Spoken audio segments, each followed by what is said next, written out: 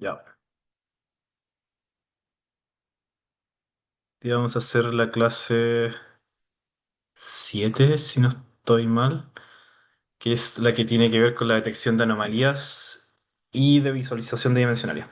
Según yo, esta clase es más corta que la otra, así que deberíamos incluso terminar un poco antes.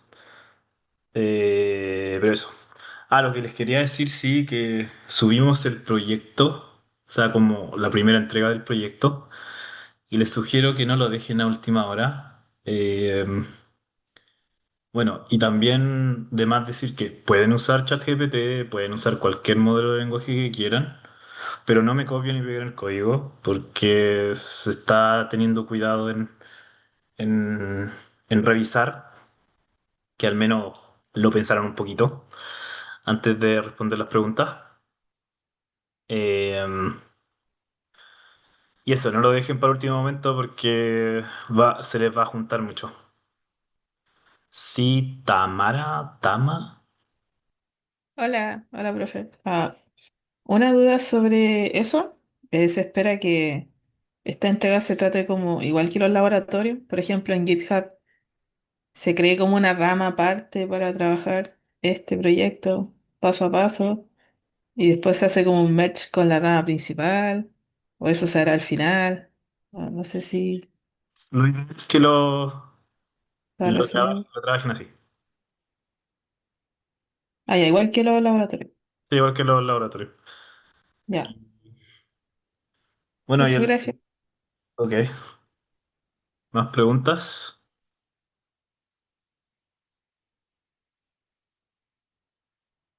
¿No?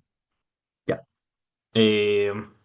Bueno, como les decía, hoy día vamos a ver lo que tiene que ver la clase, que es entender qué es un outlier, que ya lo hemos hablado la clase anterior, y explorar como distintas técnicas para encontrarlo. También, no solamente uno lo que puede hacer es como el análisis de dimensionalidad o sea, el análisis, el EDA, comenzar a hacer los gráficos. Bueno, los gráficos es una buena forma de encontrarlo así como alogímetro, entre comillas.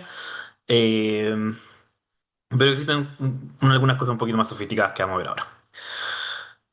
También vamos a explicar las técnicas para visualizar datos con baja dimensionalidad. Y en esta existen dos categorías. Una como que reducen los vectores como teniendo la misma cantidad de información y preservando como la relación entre los datos, como los mismos patrones. Bueno, nunca se manejan al 100%, pero la idea es como manejar, o sea, nunca se almacena todas las relaciones que si tuviésemos el vector completo, pero sí la idea es como mantener los patrones importantes. Y también existe otra clase de visualización de datos que es solamente algunas técnicas simplemente para reducir los datos, pero como que ahí uno no se preocupa tanto de mantener como los patrones como en menos dimensiones, sino que simplemente como para encontrar una representación visual que ustedes como que puedan mostrar los datos que están proyectando. Porque, por ejemplo, el mundo de nosotros es máximo tres dimensiones, entonces entendemos lo que son las tres dimensiones y las podemos como visualizar. Pero ya si estamos hablando de cuatro más dimensiones, eso es algo que el humano no entiende, o los humanos no sé cómo explicarlo. Eh, entonces lo que se hace es como agarrar como de 100 dimensiones a 2. Y de hecho con 3 incluso cuando estamos revisando gráficos como que ya nos cuesta un poco verlo. Pero se hace como estos algoritmos como para ver la dimensionalidad, no tanto como preservando la relación importante que nos interesan, como para entrenar algún clasificador, sino como para mostrar una representación gráfica de los datos.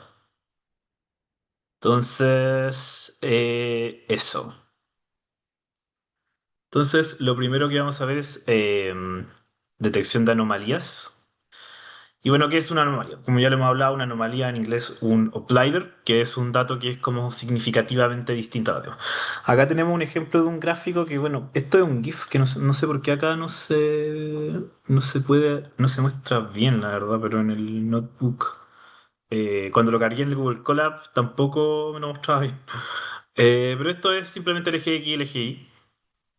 Y acá lo que tenemos son los valores que están como dentro del rango como normal, por así decirlo. Y aquí nosotros tenemos un outlier o una anomalía. Y esto, la anomalía es simplemente que es un dato que es significativamente distinto a los demás. No necesariamente tendría que ser como un valor muy grande o un valor muy pequeño, sino que también podría ser como un valor que no se encuentra como en la concentración normal de los datos. Y se puede considerar estos valores outliers también nos permiten obtener mucha información de cómo es el dataset. Nos permiten como entender casos de borde que podrían estar en nuestro dataset. Por ejemplo, si tenemos como, ¿qué podría ser? Como un clasificador de sentimientos. Bueno, antiguamente, ahora ya no tanto, los modelos de inteligencia artificial les costaba mucho entender como el sarcasmo en los clasificadores de sentimientos. Cuando, por ejemplo, teníamos frases como así eh, como no sé, voy a hacer un ejemplo de fútbol, así que los que son futboleros no se enojen, decir como, oh, que Chile es bueno en el fútbol, que bueno, claramente no tenemos no somos el país con el mayor número de copas del mundo, así que eso es como un poco de sarcasmo. Entonces, como que un clasificador de sentimientos, como que esa expresión la tiraba como positiva, pero en realidad por el sarcasmo que había por detrás, eso era más negativo. Bueno, en los clasificadores igual se siguen enredando con eso, pero los modelos de lenguaje ya como que superaron un poco ese problema. Y uno también puede hacer clasificación de datos con modelos de lenguaje usando algún enfoque future learning. Bueno, eso lo vamos a ver al final del curso. Pero supongo que lo han escuchado, son como formas de prontear modelos de lenguaje. Eh, pero entonces eso podría ser como un ejemplo como de análisis de sentimientos que uno podría tener que el modelo lo clasifica incorrectamente o que tiene como un valor diferente a lo que debería ser esperable. Y eso también nos permite, como decía, como establecer hipótesis, que podría ser que cuando el modelo se muere para hacer cierta predicción. No es 100% seguro que sea por eso que el valor online me aporte esa información, pero siempre ustedes pueden establecer como alguna hipótesis que podría ser como un mecanismo distinto a la principal, ¿cómo decirlo?, como modelación del fenómeno. Entonces, una pregunta importante es por qué me debería como preocupar de estos valores. Como les decía, las normalizaciones tienen como información sobre características anormales y estas nos permiten como entender cómo fue el procesamiento generativo de los datos. Ahí esto es como un área entre paréntesis, pero estoy trabajando con eso en un artículo científico. Eh, Existe un área que se llama generación de datos sintético. No sé si alguien lo habrá escuchado, pero se dice que todos los modelos de lenguaje, los primeros GPT que salieron, se habían entrenado prácticamente con toda la información del Internet existente. Y eso decía datos de copyright, datos, no sé, de toda la web en general, emails, etcétera, quizá incluso hasta datos como de la Deep Web, por decirlo. Bueno, no me quiero ir mucho en las ramas, pero se dice que como que se está alcanzando como un límite de lo que los modelos de lenguaje pueden hacer. Y no sirve seguir escalando. Bueno, no es algo 100% confirmado, pero se dice que seguir escalando los modelos de lenguaje no va a aportar nueva superioridad en cuanto en términos de razonamiento, de captar los patrones, etcétera. Eh, entonces, y eso es porque no hay más datos para entrenar. Como que los modelos de lenguaje están como entrenados con una cantidad absurdamente gigante de datos que no existen más datos. Entonces existe un área emergente, bueno, emergente entre comillas porque existe hace mucho tiempo, pero se ha vuelto más popular con el tema de los LLM, que es la generación sintética de datos.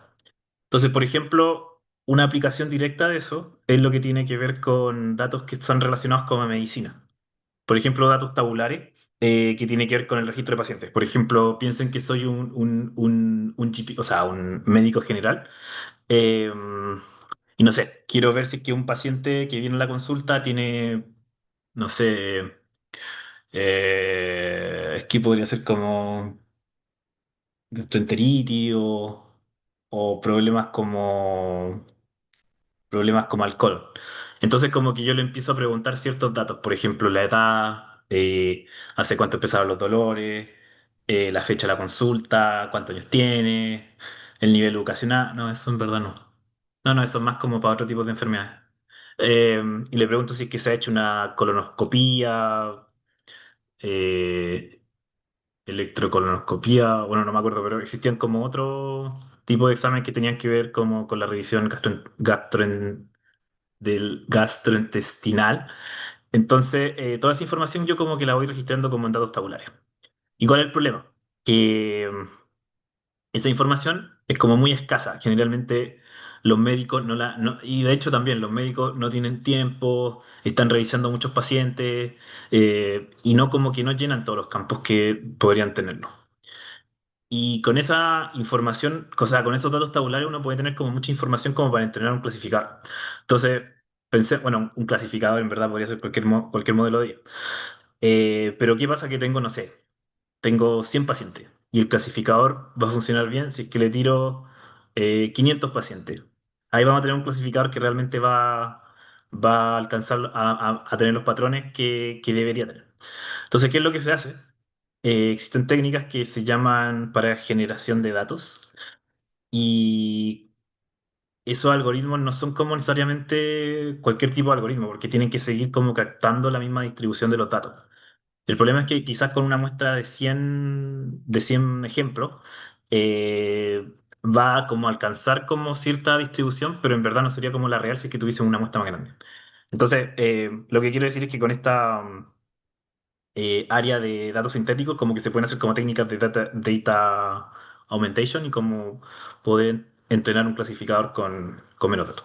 Ya, pero eso un paréntesis dentro de la clase.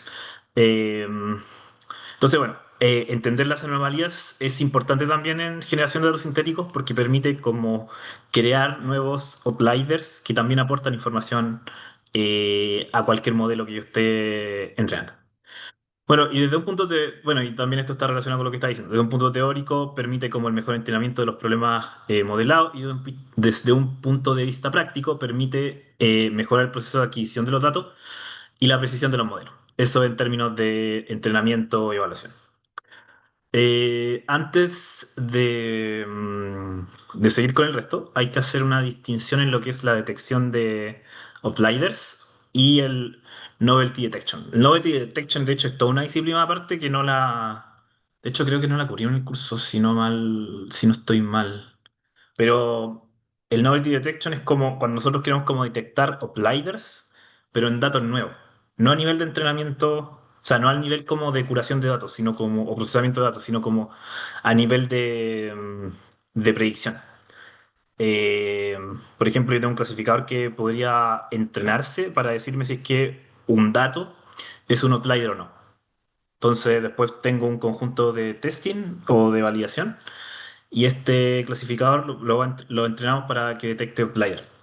Eso también se puede hacer y de hecho es muy útil en aplicaciones de transacciones bancarias fraudulentas. O de hecho los emails como esos como de spam, que esos son como de estafa, también utilizan como estos clasificadores que son como capaces de detectar outlier. Porque como que esos correos como que tienen cierto, bueno, en verdad quizá el de los correos no es tan cercano, pero el de transacciones fraudulentas ese sí es... Porque esas transacciones son diferentes, como que tienen patrones que no son como el común de los datos. Entonces, ese tipo de clasificadores como que permite detectar si es que una transacción podría ser candidata a fraude, ¿no? Entonces ahí las personas las pueden revisar. Eh, bueno, y tenemos la detección de outlier, que es simplemente detectar anomalías en los datos que estamos analizando, o en los datos que van a ser como el conjunto de entrenamiento. No sé si alguna pregunta hasta acá, ¿no? Eh, bueno, seguimos entonces. Bueno, tenemos nosotros generalmente tres tipos de outlier. La verdad es que hay algunos más. Pero eso tiene que ver, existen otros tipos de outliers que tienen que ver, de hecho, existen como dos formas de analizar los outliers. Uno es como al nivel de los datos que tenemos que vamos a usar para el entrenamiento y otro es durante el entrenamiento, que eso también no se cubre acá. Sí, creo que no lo vemos en el curso. Pero eso también se puede decir. Existen como algoritmos que se modifican como un poco los clasificadores. Y como que se permite, bueno, no el clasificador necesariamente, siempre, si digo clasificador, eh, Es porque es como el ejemplo más fácil que uno se tiene como en ciencia de datos, en machine learning. Pero podría ser un regresor, podría ser un modelo de lenguaje, podría ser cualquier sistema no sé si de inteligencia artificial, pero de aprendizaje de máquina.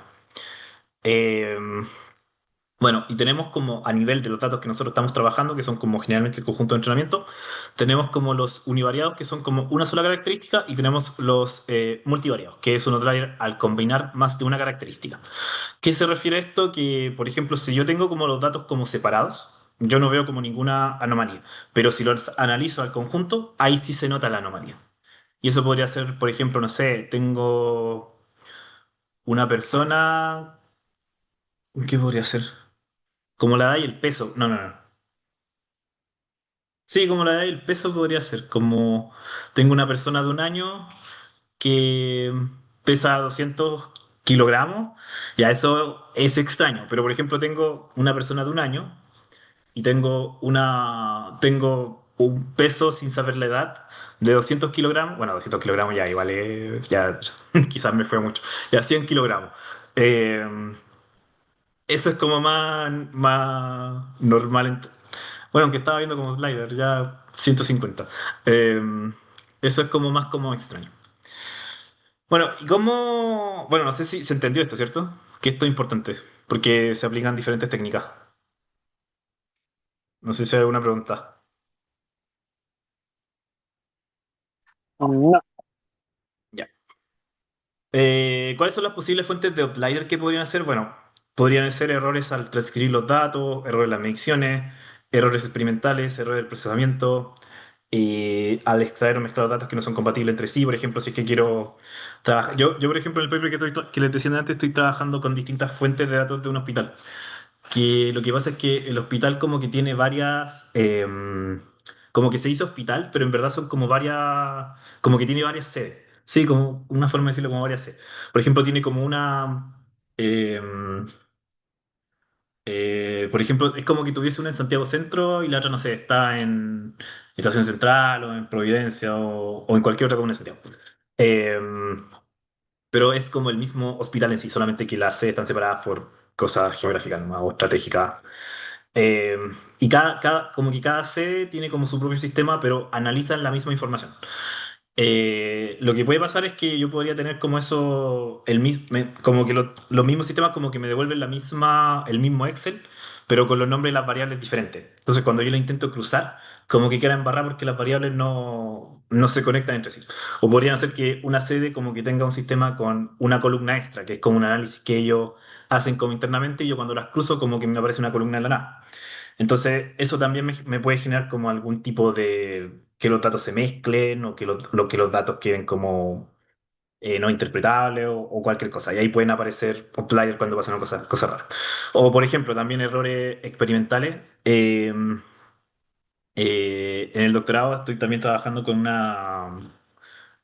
un grupo como del Departamento de Energía en que ellos tienen que hacer como experimentos con catalizadores. Y de repente pasa que el instrumento donde tienen para echar como a correr los experimentos con los catalizadores, eh, como que no funcionan correctamente, están mal calibrados. Entonces, como que en vez de estar con la escala correcta, como que están con una escala como 100 veces mayor y eso genera unos sliders como al registrar los datos. Entonces, errores experimentales pueden pasar como en los instrumentos que uno está trabajando. Ya, entonces vamos a ver un pequeño ejemplo que es un dataset que es como la calidad de los vinos. No sé si a alguien le gustan los vinos, pero estos son como un dataset que tiene la característica de los vinos portugueses, que se llama el vino verde. Creo que esta es como la ñ en portugués, como una N con una H. No estoy seguro la verdad, pero sí. Y bueno, los atributos que tiene es como la volatilidad de la acidez, si la acidez fija los niveles cítricos como un nivel de azúcar. Cloroides, no estoy seguro cuál será la traducción. Bueno, si está libre de sulfuro, el tono de sulfuro, la entidad, el pH, los sulfatos y el nivel de alcohol. Y también tiene una característica como de cero, que es como la cantidad subjetiva del vino, que básicamente estas son como las variables dependientes No, independiente y esta es la variable dependiente. Y esta es como la etiqueta. Esto es un problema de clasificación que va de 0 a 10, que es como un score, que me dice qué tan bueno es el vino. Entonces, como lo típico, yo esto lo puedo cargar en pandas. Esto es un CSV, así que le puedo pasar la URL directa. Y esto lo corremos y tenemos el dataset. No sé si yo estoy trabajando con este dataset en crudo. ¿Qué es lo primero que debería hacer si quiero como entrenar un clasificador que me diga si es que el vino es bueno o no? ¿Qué habría que hacer primero?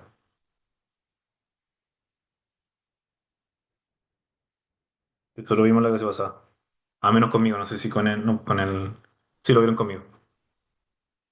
¿Qué es lo primero que habría que hacer en este dataset? Ya entender las variables. ¿Y qué más?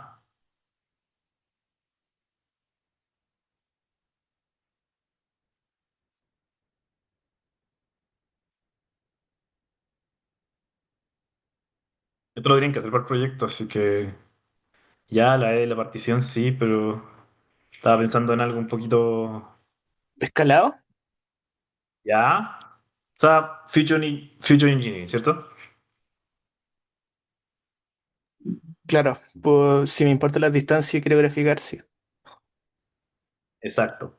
Quieren ver si es que, por ejemplo, tienen como, bueno, también eso está relacionado con los lives, que tienen como valor que no es como muy grande. Permitir como una normalización en la escala permite como también disminuir los outliers. Pero bueno, en este caso no, todavía no lo estamos haciendo porque ahora nosotros queremos o entender de dónde aparecen los outliers. Bueno, también esto no se puede, también como que la clase que se puede contar como una técnica como de feature engineering que podría ser como entender mejor los outliers. Bueno, también podemos seguir sacando información de esto. Con Describe podemos tener como eh, la cantidad de datos, el promedio, la desviación estándar, el mínimo, los quintiles y el máximo. No sé si ustedes trabajan con esta librería Plotly o usan Matplotlib. A mí en lo personal me gusta más Plotly porque bueno, los gráficos son como más bonitos y generan como un tipo de interfaz un poquito más humanamente agradable. Le puedo hacer como zoom eh, ahí y me permite como ver el gráfico como de mejor forma para interpretación. Luego con Matplotlib igual se puede, solamente que bueno, tienen que escribir más líneas de código. Entonces, aquí podemos como hacer como un histograma. Y lo bueno es que el histograma es como en Matplotlib nos permite también como crear como el box plots de la columna. Aquí estamos simplemente agarrando cada columna de este dataset y lo estamos generando como ver como un tipo de EDA como para ver la distribución de los datos a través de un histograma y a través de los box plots. Entonces aquí podemos ver que hay como algunos tipos de outlier en la columna de la CFK. También lo mismo en la volatilidad. Y como que estos tienden a tener como una distribución normal, pero como más carga como a un lado. Bueno, este es el nivel de acidez. Bueno, esto es normal que sea un poquito diferente porque los datos son como más discretos, entre comillas. Eh, Esto creo que eran los niveles de azúcar. Y esto no me acuerdo qué es en español. Cloroides. Tendría que ver con. No me acuerdo. Pero simplemente es como otro tipo de dato. Y bueno, el nivel de sulfuro, la densidad, el nivel de pH, de sulfato y el histograma del alcohol.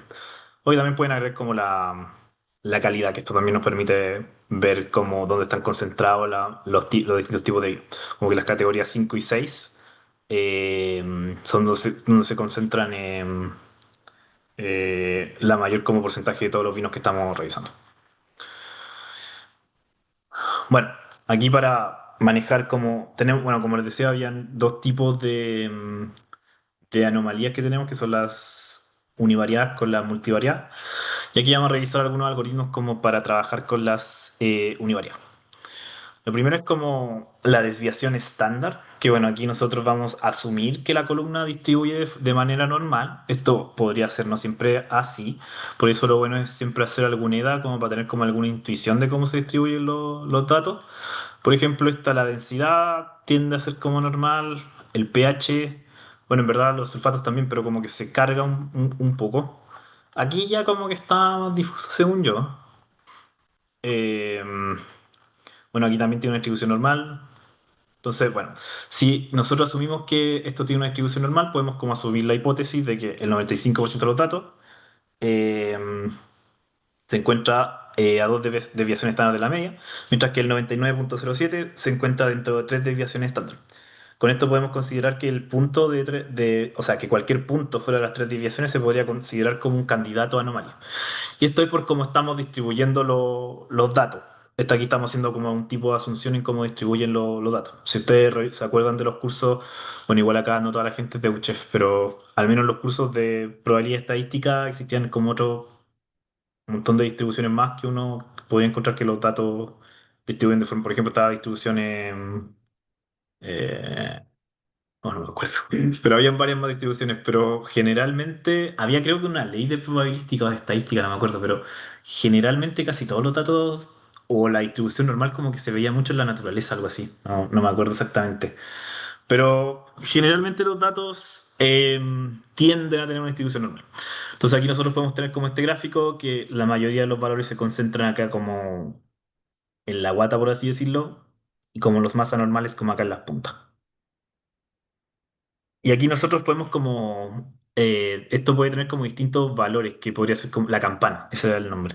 De que la campana podría ser como más alta o podría ser más ancha, ahí va a depender mucho de los valores que nosotros estemos calculando y de la distribución de los datos. Y bueno, acá lo primero, aquí una forma que nosotros tenemos como para detectar esto como los gráficos de forma de código es que nosotros podemos calcular los z-score, que son estos valores que están acá dentro de la distribución, y lo podemos aplicar como una sola prueba. Para eso podemos usar SciPy con el módulo estadística y nosotros podemos calcular los z-score. Entonces, bueno, aquí también nosotros podemos como agregarlo también a los gráficos, ya acá tenemos los valores. Y esto podemos hacer como una máscara en NumPy, o sea, en Pandas, perdón, que aquí nosotros si esto es mayor a 3 que es como la condición que nosotros colocamos acá en la distribución normal, se va a hacer que es candidato a anomalía. Entonces aquí yo puedo revisar cada uno de la acidez con los valores de Z-score y esto me va a decir si es que es anomalía o no. Y bueno, esto lo puedo hacer solamente para los que sean, acá puedo filtrar los que solamente tengan la condición verdadera. Y con esto tengo todos estos que son anomalias. Y esto yo también lo puedo colocar con un color diferente en el histograma. Entonces esto lo agrego acá, digo la, la columna que quiero revisar y también las columnas de los outliers. Y aquí yo las puedo colocar con una columna de otro color. Entonces aquí yo puedo revisar de forma fácil en el histograma si estos tienen un valor, o sea, que estos son los valores outlier. Bueno, si se va a estudiar, siempre es bueno también hacer un test de normalidad. Si es que la variable no se cumple, es posible procesarla con otro tipo de métodos, que esto no lo vemos en clase, pero si quieren los pueden buscar, que es como el Box-Cox o el Geo-Johnson o el intercualtílico. Siempre se recomienda como este último porque es más robusto a los outliers, pero bueno, pueden intentar varios y quedarse con el que más se le acomode al tipo de datos que están trabajando. Y otra forma de verlo es también con los rangos intercuartílicos, que los rangos típicos, rango intercuartílico los usamos para medir la distribución, la dispersión de los datos, que quiere decir que tan separados están los datos de uno de otro. Y esto lo podemos agrupar el conjunto de datos en cuatro grupos, donde podemos poner en el primer quintil como el 25% de los datos, los que están entre el 25 y el 50% en el segundo quintil, y entre el 50 y el 75 el tercer quintil, y así con el último. Y nosotros podemos calcular la diferencia entre el rango intercuartílico, restando la diferencia en el tercer quintil con el primero. Entonces, aquí hacemos como el mismo proceso que hicimos acá, que es como setear una condición en los tipos de datos. Entonces, calculamos como la diferencia entre el primer quintil, los podemos meter también en otra variable dentro del data frame, pero también los podemos dejar como fuera. Y calculamos también los valores que tienen. esto, que es como esta diferencia de acá, que es como el mínimo del quintil uno menos este coeficiente de 1,5 multiplicado por el rango interquintil. Y aquí hacemos lo mismo, pero para calcular el máximo, lo hacemos con el tercer quintil y le sumamos lo mismo que está acá. En vez de restarlo, lo sumamos. Y todos los valores que estén como fuera de estos rangos son considerados outlier. Y esto es como otra forma de representarle la campana, creo que era la campana de Gauss, ¿no? Pero en esta figura es como prácticamente, vamos a decir que todos los que están como en este rango de acá son los del mínimo. Si estos son más para acá ya son considerados outlier. Si estos que están acá del máximo también son considerados outlier. Es como otra forma de hacerlo con los rangos interquintiles. Ahora, ¿por qué? Bueno, y también lo podemos calcular en el código. Después también podemos hacer una máscara con pandas para ir revisando, para poder colocando las cotas. Y aquí lo podemos colocarlo también con un color en el histograma con Plotly. Entonces acá los podemos ir viendo de forma separada. Ahora, bueno, una pregunta podría ser que ¿por qué utilizamos 1,5 y no otro número? Bueno, la verdad esto se ve como de forma empírica, que es como un valor que funciona bien. Y hay varios artículos que también lo avalan, pero también tiene que ver con las proporciones de la campana. Generalmente, esto no es siempre, pero generalmente yo tengo la concentración del 50% de los datos como acá al medio y el resto está de la diferencia como un 25% en el resto como en ¿cómo decirlo? Eh, como en las puntas de lo que es la campana. Pero esto no siempre es así, depende mucho de la distribución de los datos, como que a veces podría ser un poco más grande o un poco más chica. Pero empíricamente, si ustedes revisan algunos perpes como relacionada a estadística, se setea como un valor de 1,5 o como un coeficiente superior, pero sí podría ser otro diferente. No sé si hasta acá hay alguna pregunta con el método de, del rango intercuartílico y la normal, para desviación estándar, ¿no?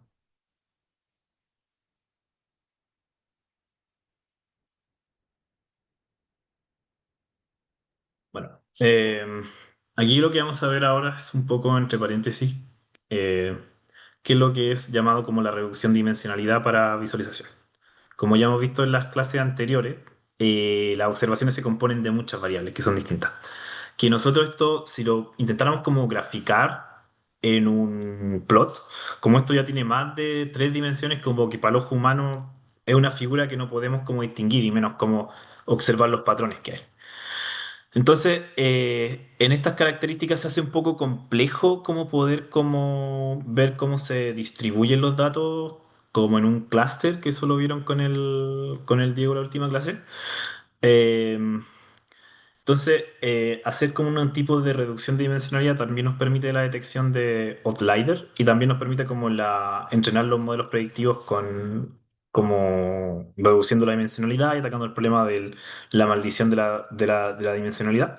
Entonces podemos contar con dos enfoques, que la selección de atributos relevantes lo vamos a ver en otras clases, pero también existe la reducción de dimensionalidad. Eh, bueno, sin embargo, existen un par de métodos de la reducción de dimensionalidad que nos permiten hacer la detección de outlier y también cómo crear una forma en cómo se distribuyen estos datos, considerando todas las características. Y también existen otros que son solamente métodos de reducción para visualización. Estas técnicas nos permiten como representar mejor la observación de un vector de dimensionalidad en 2 o 3 vectores, dos o tres dimensiones que son más sencillos de ver para el ojo humano.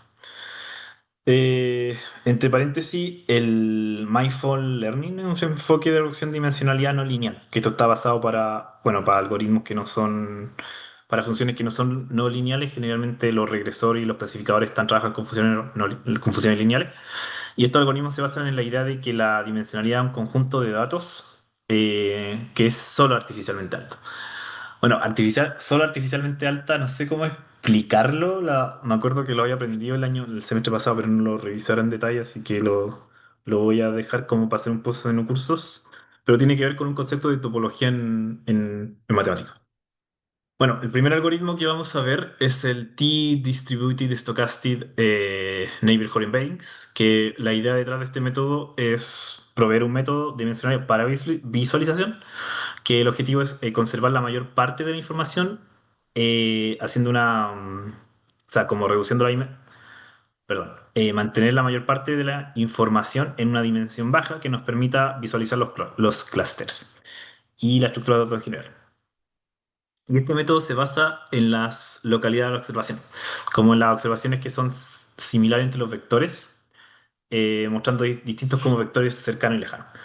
Y bueno, en computación, el problema que tiene es que es como un método computacionalmente caro y que puede tomar mucho tiempo transformar cuando tenemos como un dato muy grande. Es un proceso también estocástico, que esto significa que si lo corremos varias veces nos va a generar distintas representaciones. Y también se basa como en la distancia, o sea, las distancias, las relaciones entre distancias globales no siempre se preservan correctamente. Y bueno, también siempre es importante tener como la misma escala para todos. Como les digo, también este algoritmo es solamente para visualización y no para entrenar modelos predictivos. Y bueno, acá pueden revisar la implementación con un video que les dejamos acá. Pero si lo quieren trabajar con XAMPP, o sea, con secular, podemos tomar ciertas características que vamos a tomar la calidad, los valores de la serie que estábamos trabajando y los vamos a graficar como como usando las características de secular. Y bueno, seguimos como la misma escándalo estándar, que es como el fit transform. Aquí nosotros podemos definir como el número de componentes que queremos, que es el largo del vector. Podemos reescribir una semilla también como para ir obteniendo las mismas proyecciones, entre comillas. Y esto lo podemos graficar para ver como la relación de los patrones de forma más directa y no tener como varios tipos de vectores. Sea, como vectores con distinta dimensionalidad. Entonces, acá estas relaciones, que es el ITN, que esto se refiere como a la etiqueta, y el XN como a las características, podemos ir viendo cómo quedan agrupados todos los puntos, o todas las relaciones de esto, o todas las columnas de este dataset, aplicando la reducción de dimensionales. También aquí lo podemos ver con una dimensión de color en el pH, que recuerden que el pH van en distintas escalas, o sea, en distintos valores que van. No, aquí, claro, perdón. Aquí lo que agregamos fue una dimensión de color en el pH, donde podemos ver las distintas concentraciones con una escala de color. Es lo mismo, solamente que aquí estamos agregando como una escala de color como para ver la diferencia entre los valores. Podemos hacer lo mismo también para el alcohol, aquí aplicando la escala de los colores como en el alcohol, en cada uno de los puntos. Lo mismo para el azúcar,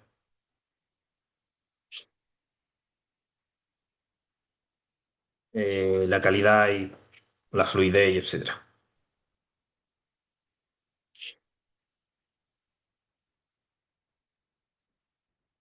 Y bueno, la acidez Lighter, que esto fue lo que calculamos.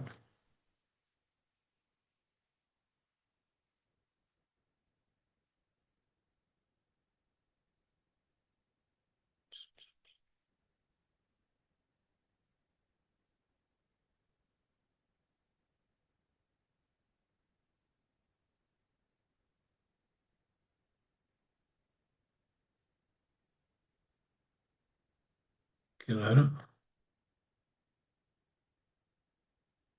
Delante estaba corriendo.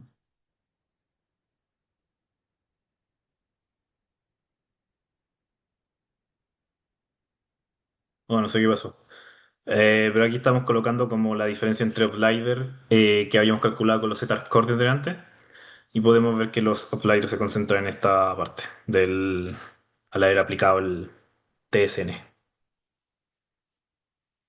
Bueno, también existen, como les decía, otros métodos de reducción de dimensionalidad. Uno es UMAT, que este también nos permite como ver una visualización, pero también lo podemos aplicar para modelos predictivos y para eso tenemos que instalar una librería, el UMATLER, que también se crea como una, como una extensión a Scikit-learn. Y bueno, también provee un algoritmo diferente que no está implementado en Scikit-learn, pero es básicamente también un algoritmo para hacer la reducción de la dimensionalidad. Bueno, y aquí esto lo podríamos también aplicar con un Python y eso queda como ejercicio. Pero aquí podemos ver como la diferencia en cómo se encargan los patrones de UMAT y TSN. Ahora, ¿alguien sabe por qué se generan representaciones diferentes?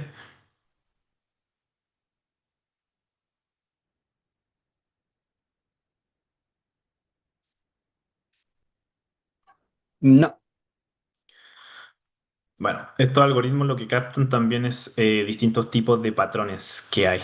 Podría ser que el UMAT está captando más los patrones que tienen que ver con la predicción del modelo y el TSN patrones que están relacionados con el tipo de la visualización. Bueno, UMAT en teoría como que capta los dos, pero acá los veo bastante diferentes. Eh, pero los features que ustedes están obteniendo acá también los pueden usar para poder entrenar un modelo predictivo. Se supone que el clasificador que entrenen con, con la representación de UMAT y con la representación original de los datos debería tener la misma performance o UMAT debería ser mejor porque se supone que están captando los patrones que interesan a la tarea que ustedes están trabajando. Y de hecho también existen como algunas versiones más como específicas de UMAT que sirven como para tareas de clasificación, de regresión y el captar la información de los patrones. Pero como eso siempre de todo depende también del algoritmo que ustedes van a usar y también como de la distribución que tengan los datos en sí. Y bueno, la cantidad de datos, etcétera. Y bueno, esto también le puedo ir agregando como dimensiones de colores como para ver cómo se distribuyen con las distintas columnas del dataset. Entonces pueden hacer lo mismo de agregar la dimensión de color e ir viendo cómo varían en cada columna del dataset. Bueno, son suficientes los detectores de outlier en una sola variable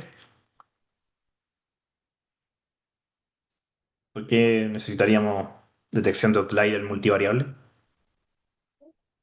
Por lo que se menciona al inicio, ¿no? Que a veces puedo tener un conjunto de datos donde por separado no representan diferencias como significativas, quizás outliers, pero cuando los junto sí hay outliers en como en el vector, digamos, completo.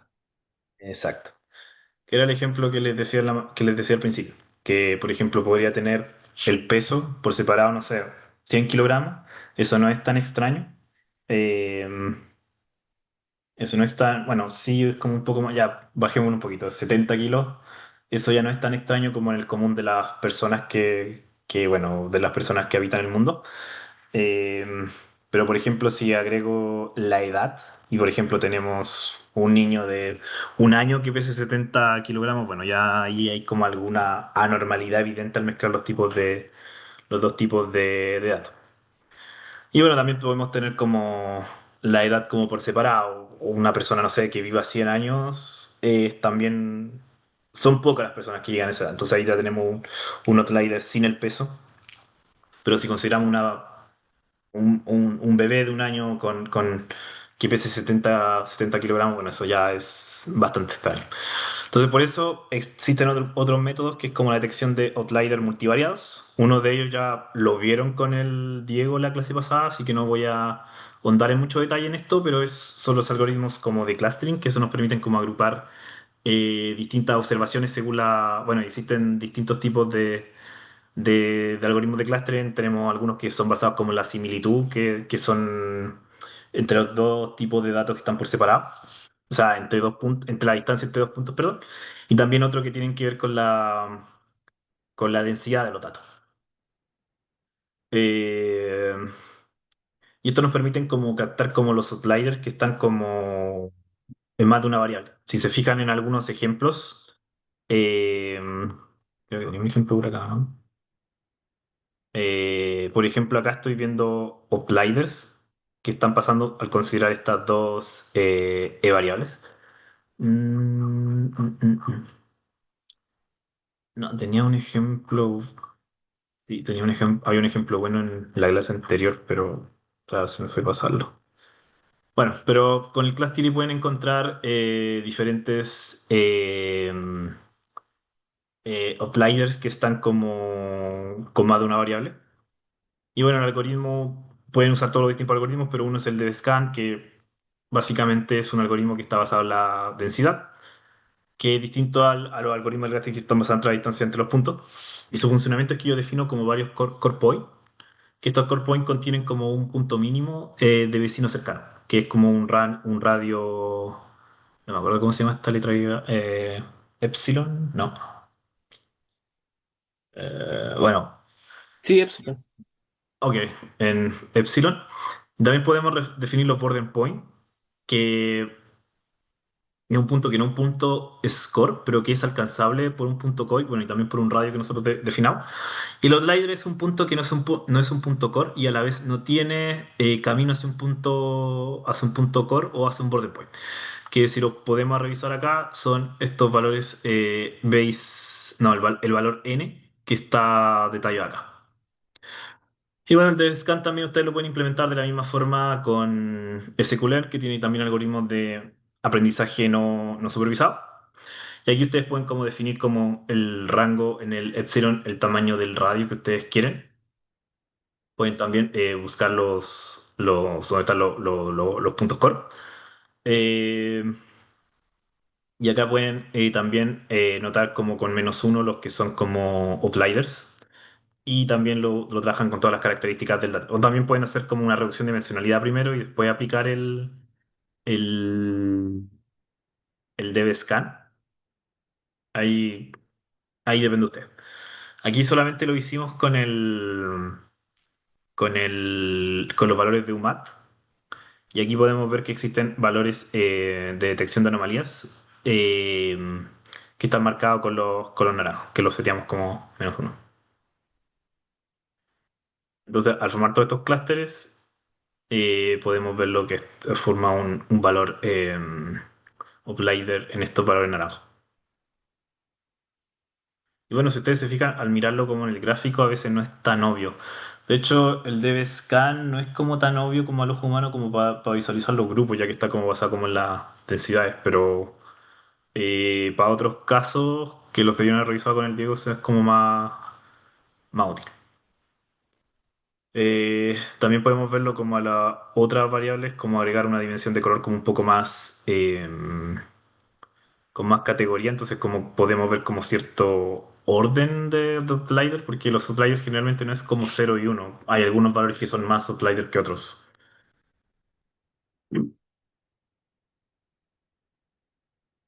Y bueno, así podemos seguir andando más fino y tener como los clústeres completos.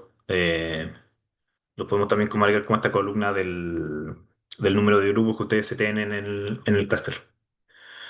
Y bueno, existen otro tipo de métodos que ustedes pueden trabajar con el Scikit-Learn, que ahí se los dejamos para que lo revisen en la documentación, pero está como la varianza robusta, OneClass SVM, Isolation Forest, que lo vamos a ver ahora, y el Local Outlier Factor.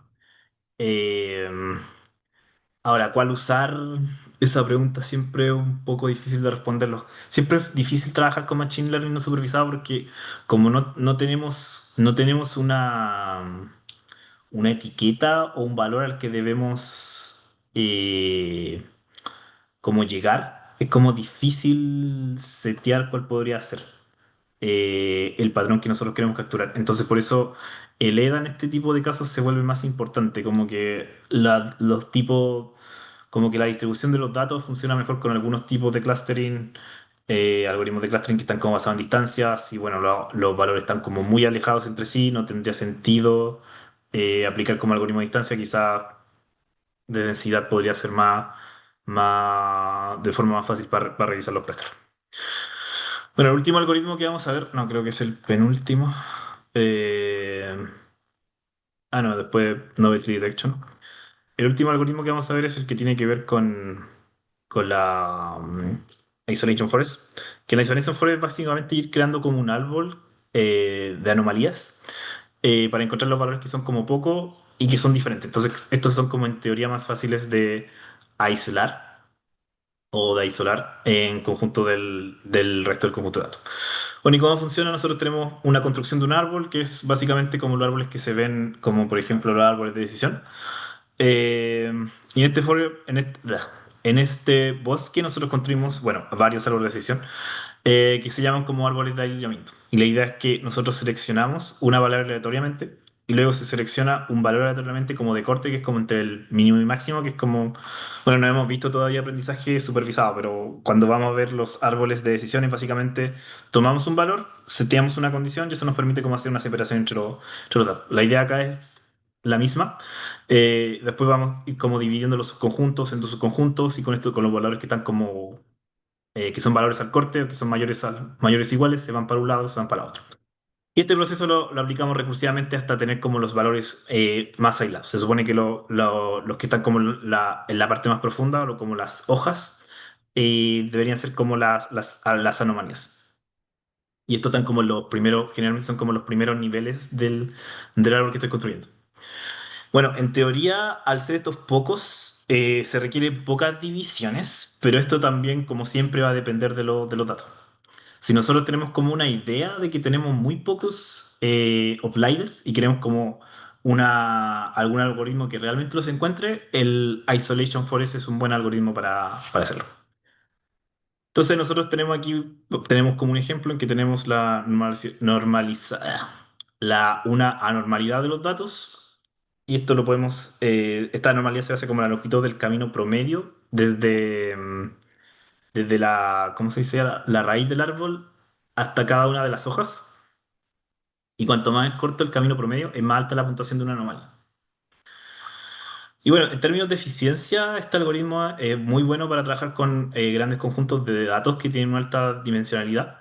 A diferencia del clustering y de los otros, no se requiere como un tipo de normalización, como hacer como una escala diferente o aplicar la normalización de los vectores para que queden igual escala. Y también es como fácil en términos de interpretación y también es fácil de implementar.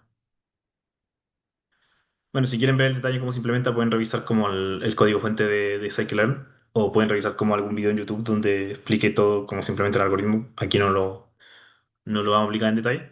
Pero aquí podemos como setear como -1 los que son outlier y los que no. Y bueno, como siempre, estos algoritmos también podrían ser que algunos valores que son outliers los clasifiquen como no outlier. Eso va a depender mucho del algoritmo que estemos aplicando y también como de la distribución de los datos. Por eso siempre es bueno hacer una EDA para por lo menos hacerse una idea de cómo es el dataset, cuántos outliers pueden tener y elegir como el mejor algoritmo que ustedes creen que podría detectar los outliers. Y bueno, para cerrar hoy día, tenemos el Novel Detection, que como les decía, a diferencia de lo anterior, nos permite como clasificar una nueva observación. Entonces aquí nosotros podemos definir como algún tipo de clasificador y este lo podemos hacer con el mismo, el mismo actualización o sea, también este Foreign Isolation, como está basado en árboles de decisión, también se puede usar como un clasificador, porque los árboles de decisión también sirven para clasificar. Y entonces nosotros podemos como agregar como columnas, que son como valores que están como fuera, y usarlos como para la predicción. Y esto al devolvernos como -1, nos indica que es un outlier. Yo sé que no hemos visto todavía árboles de decisión, pero básicamente los árboles de decisión es como ir construyendo los valores, un árbol de todos los valores que nosotros vamos teniendo y hasta cierto rango, si estos están como hasta cierta escala, dentro de la altura del árbol, son como de una categoría, y si no, son de otras categorías, así que es un problema de clasificación binaria. Eh, sí, quizás esa parte va a quedar más clara cuando veamos el algoritmo de árbol de decisión más en detalle, pero básicamente el Isolation Forest es lo mismo, solamente que lo utilizan para detectar anomalías. No sé si hay alguna pregunta hasta acá.